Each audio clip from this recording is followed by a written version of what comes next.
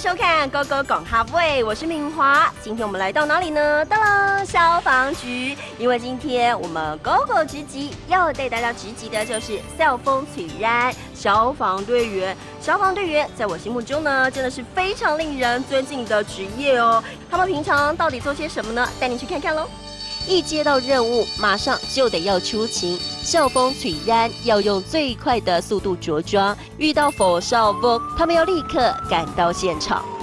大家有没有觉得校风取然超帅的？校风取然，嗨，我是校风取然，非常好哦。这其实有点难念哦，大家呢就好好的练习一下喽。那我们今天就要来问问看，校风取然他们平常在火灾现场最怕遇到的是什么呢？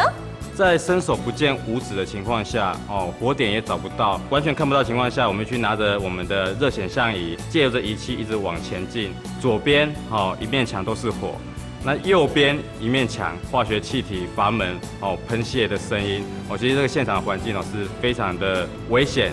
拖着这个假人，别以为轻松，它可是有65公斤重，因为他们永远要保持最好改体力，所以平常的训练也绝对少不了。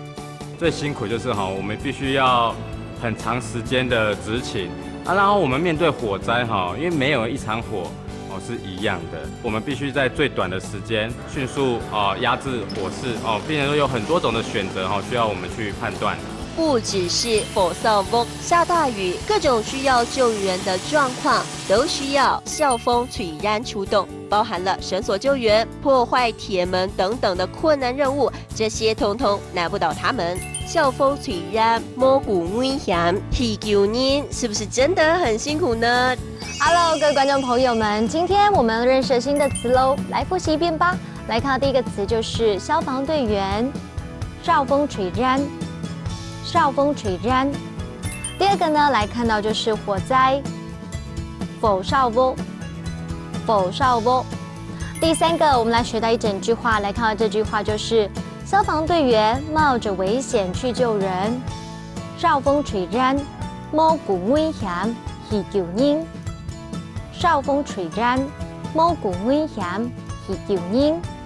你们都有学会了吗？有一点点挑战哦，加油了，拜拜。